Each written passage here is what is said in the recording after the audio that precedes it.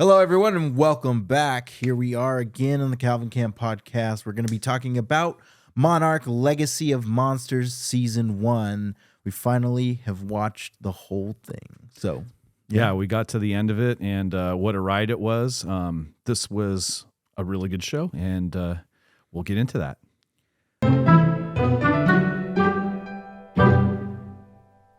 So I had a really great time watching Monarch Legacy of Monsters. I think that this season was a fantastic television season. It wasn't the best thing ever in the world, but like it's definitely something worth your time, especially if you're a Godzilla fan. I think they did a really good job with all of the characters in the show and a pretty good story overall, connecting kind of some of the movies, the 2014 Godzilla movie, King of Monsters, and Godzilla vs. Kong. A little bit of Skull Island connections here and there, but not too much. Overall, I thought that it did a very good job at intertwining a lot of things, but it also did leave me with a couple of questions, and we'll get into that later. Before we go on and get more in depth into this episode, I just want to remind everybody to go out and follow us on our handles. We have Instagram, we have Twitter, also patreon.com/thecalvincam. Go there, join one of our 3 tiers, really help support us. And if you're not a subscriber already, please hit that subscribe button and give us a couple likes on our videos. We're pretty entertaining, I think. So Yeah, all the support is really welcome, and if you could hit that like and subscribe button on YouTube, it would be really good. All right, so jumping right back into it. We got 10 episodes total in this season, each around 40 to an hour long. And I think that was a pretty good runtime for the amount of content that this show delivered. We had, everything from the beginning, starting off on Skull Island with John Goodman, all the way to a really epic battle at the end with Godzilla and one of the flying titans. So I think that we got everything you could possibly want out of this show. We did already know going into the show, because it is titled Monarch, so people shouldn't get mad that this is focusing only on the humans. Yes, that's the point of the show. It is focusing on the company Monarch. Monarch is the monster control company for all of these Titan emergence and trying to prevent such disasters from happening over and over again. We saw this really take place in the early 50s and 60s in the show when Godzilla first appears and the U.S. government learns about him. They're just like, immediately we have to go for this crazy course action of like damage control irrationally. And this is why, a lot of militaries are looked down upon, because they act first and don't question things. So yeah, and there's a lot of influence from 2014, like in this film with Monarch, which I thought was really cool. Like even in the opening credits with Gareth Edwards, I kind of see some of the scenes from this show kind of in there with the beach and all the other stuff when they first like drop the bomb on Godzilla. Remember when they were doing the first random test? I don't know if you remember seeing that in the credits in the beginning of 2014 when you watch it. So I kind of saw those similarities there. So I liked that they kept it consistent with Monarch, the company, like you said, with the two films. I mean, more 2014 being more apparent than King of Monsters, which is still Monarch's in there, but I think King of Monsters was a good movie solely for the fact that it introduces Monarch, and it introduces kind of like this ideal of the Titans using tunnel systems to go to different locations in the world. And then later on in the other movies, I know you haven't seen Godzilla vs. Kong, but they kind of get a little bit more in depth with that and kind of go full out on the Hollow Earth theory that we kind of get in Monarch Legacy of Monsters, but it's also very different. And I guess, if you want, we can get into it now.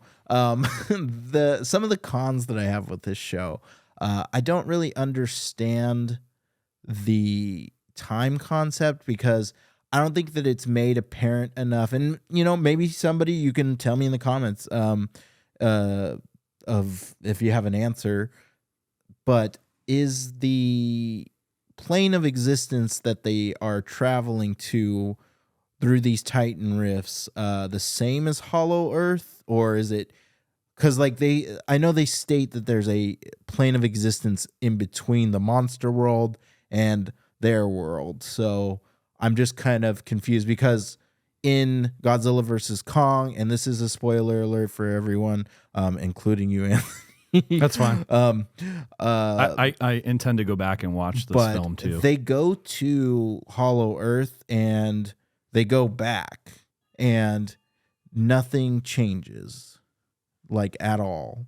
So I think that it's like in this show when they travel to this plane of existence in between, time passes. Shaw goes down there when he's young, and he comes back out in the 1980s. 1982. And then he goes back down in 2015, and they meet Kiko, and she's only been down there for 57 days, even though she went in around 1959. So it's like 50 years for her, which is crazy. And I just think that in Godzilla versus Kong, no time passes. Like they literally go down, they spend forever down there, they come back up, and they deal with everything happening, all present, all like no time change at all. So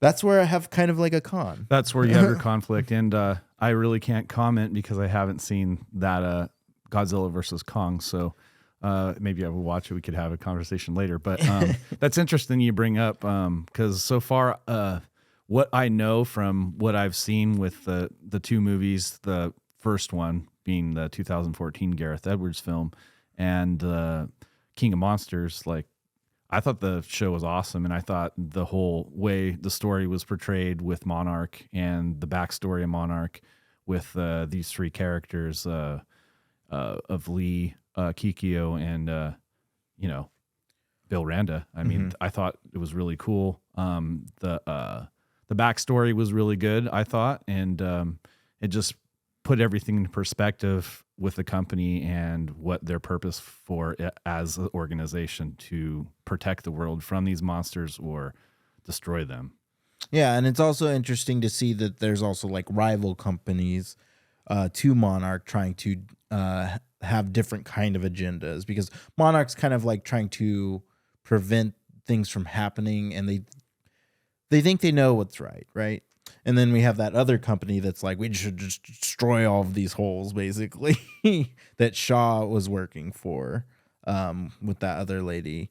And I just think that it's a cool concept, because when you're dealing with such an insane disaster, such as like a Titan the size of Godzilla coming out of the ground and threatening everything, like, of course, there's going to be drastic opinions from around the globe, from many different organizations. So it's cool that they kind of touch on that. I want to jump into some of our characters that we got here. Kurt Russell did a fantastic job in this show. His son Wyatt was also amazing, and they did a great job at playing the same character from two different times. I think their acting was probably near the top of the list for me, and not just because I'm a Kurt Russell fan, but like I really thought that they did a really good job acting the same character. So yeah, I thought Wyatt did a really good job. He's learned a lot from his papa. Yeah, yeah, he has. He's becoming quite a star. Like his acting is really good. Yeah, he's been in a couple things now. Some of you may know him from Night Swim, if you just saw Night Swim. Others, you may know him from Falcon and the Winter Soldier, the show. And he did a really good job in that show as well. But these characters are also really good. I thought was the younger actors. Kate, she was awesome, and May and Kentaro. I thought these were all great new actors that we've seen May in a couple of different things. But this was the first time that I ever saw Ren Watabe, who's Kentaro, and I really enjoyed him. I think that he's a great actor, and I'm really looking forward to seeing more of him, whether it be in this show or in others. I also thought Kate was really good, played by Anna Sawi. really liked a lot of the actors in this show. Yeah, Ren Watabe or Watabe. Yeah. Played Kintaro. I thought, I am going to agree with you. I thought his acting was really good. And there's a lot of dramatic scenes where he's in there where he shows his emotion as an actor. And he portrayed his character well. I thought he was awesome and brilliant in this show. Out of all the younger actors, I thought he was the shining star out of all of them. Yeah. And I think the story with them is also really emotional and gripping, and it's great for the audience to have like such a kind of like a family element connection in these. And I know that they generally try to incorporate those kind of elements in Godzilla movies. They have since the 1950s. But I just thought that they did a really good job at showing like this.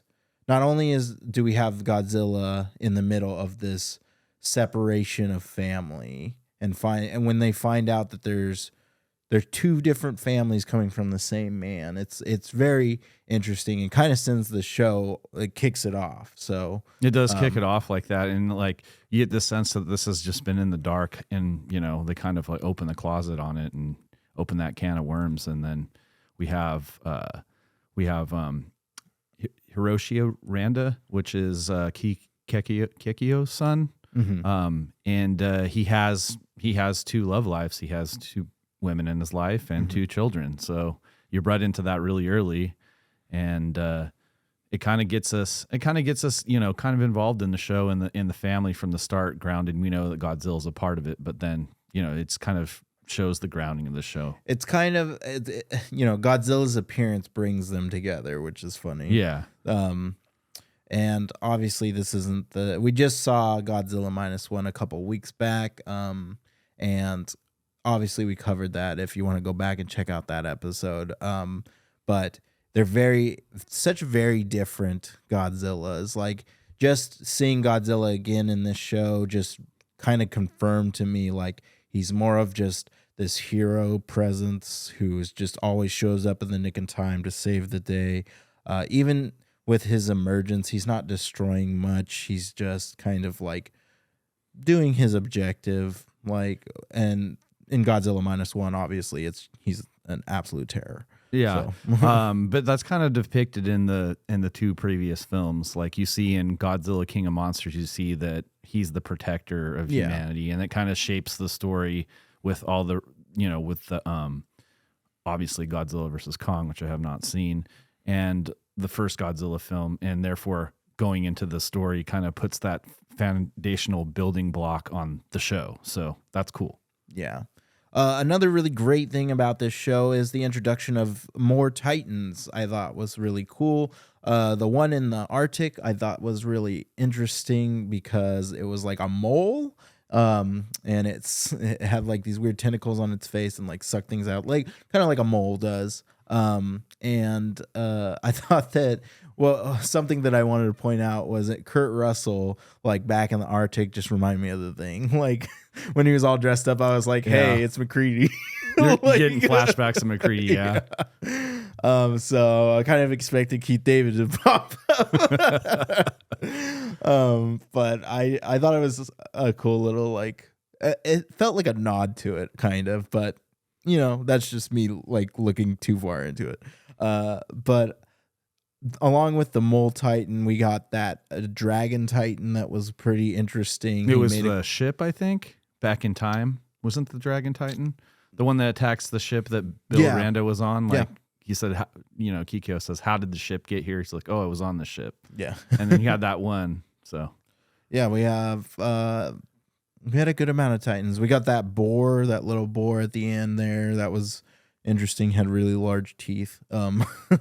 But yeah, like overall, I think this was a very successful first season. And if you're looking to watch a show, I'd say this is pretty entertaining, especially if you're a sci-fi fan or a Godzilla fan. Like this is something that I would look forward to seeing. I'm excited for season 2. I really love the MonsterVerse as it is. So any kind of new entry intrigues me. And now that I've been getting Anthony into it. Yeah, you've got me into it, and now I'm actually really pumped and stoked for season 2. Actually, I really actually enjoyed this show. I thought the show was really entertaining, and it was a fun show. And I love that the story had, it was grounded and had good pacing while they were telling it too. It did have really good pacing, I thought. There were a couple, it's a show, so it's gonna have its slow moments, but like if you press it all together, it's pretty solid. So I think the music also was really good too. I mean, it's nothing like out of the ordinary or extraordinary, but it definitely gives you engaged in the experience. And yeah, I mean, like, I'd say that this is just a good setup for Godzilla X Kong coming out later on, I think around April. So we'll be covering that when it comes out as well. But yeah, if I were to, we haven't really rated television. I guess we rated Stranger Things. I was about to say, Calvin, we rated Stranger Things. We did rate Stranger Things. I was just thinking like, how do I want to scale this on 5 stars? I'm going to give this show a 4. I'm going to give it a 4 out of 5. I really enjoyed it. If I'm being really critical, it's probably a 3.5, but like for my personal opinion, I'm going to give it a 4 out of 5. So I really liked it. And yeah, I mean, I don't need to say the same stuff that I've been saying this whole time. So what would you score this? 4 out of 5. I enjoyed this show. I liked the story in the show. It was grounded. I'm not going to repeat, I guess, what I was going to say before. I mean, we said it already. Yeah, so. Yeah, pretty much. Story, acting, consistency, cinematography, music, all well-rounded. Yeah. So we won't go into it. So yeah, that's gonna be it for today. I hope you enjoyed our episode on Monarch season 1. Hopefully you stick around and watch some more of our videos.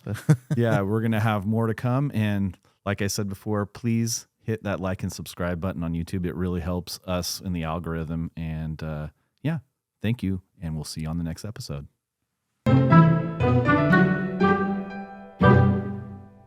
Thank you all so much for tuning into the Calvin Cam podcast. We appreciate you all so very, very much. And, if you like us, hit that like and subscribe button down below. It really helps us out, as well as you could go over to our social media platforms like Instagram or X and follow us over there. We like to communicate and build our community up, as well as you could also go to patreon.com/thecalvincam and join one of our 3 tiers that we offer. We offer a couple of different benefits per tier, and good stuff, and it would really, really help us, and we'd really appreciate it, of course.